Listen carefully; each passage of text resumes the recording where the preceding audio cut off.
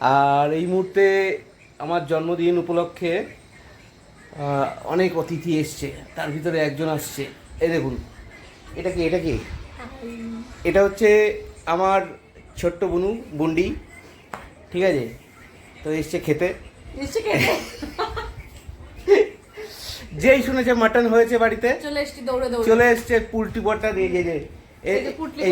এই যে পুটলি ওর পুটলা, হ্যাঁ এটা হচ্ছে পুটলি। তা খেতে এসছিস, কেমন লাগছে বল? এখনো খেতেই দিল না, 3টে বেজে গেল, 3:30 বেজে গেল, এখনো খেতে দিল না। খেতে দিল না? না।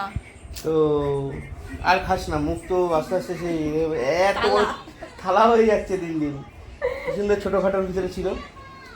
আর একজন এসছে আমার একটা মেয়ে, মানে একটাই মেয়ে, এই যে একটাই মেয়ে। তো ও খুব ভালো মাটন খায়। আর ওর স্পেশালি যেটা ভালো লাগে সেটা হচ্ছে কি বলো তো, সেটা হচ্ছে ওই মাটন বা চিকেন। একদম লাস্টে বাটির ভেতরে একটা দুটো আলু নেবে আর একটু ঝোল নেবে, আচ্ছা মতন চটকাবে আর আস্তে আস্তে সেই লাগে খেতে। কেমন লাগে? কেমন লাগে ওটা? ওটা কেমন লাগে? দারুণ লাগে না?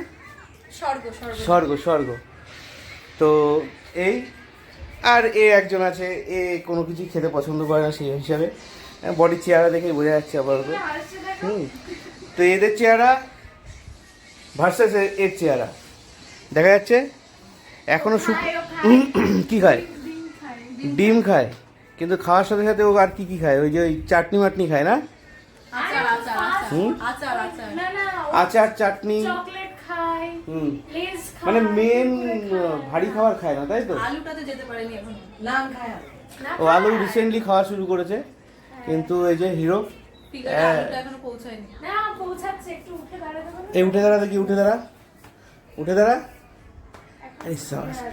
আমার ভাগ্নে, দেখো সেদিনকে হসপিটাল থেকে নিয়ে আসলাম, আমার এখন মাথায় হ্যাঁ, কিন্তু আমার মতন মোটা সোটা না, এই হচ্ছে বিষয়। তো চলো, ব্লগটা এরকম চলতে থাকবে এখনো। হ্যাঁ, আমি তো এরকম সময় ছিলাম রে, মানে আমি এর থেকে সলিড ছিলাম।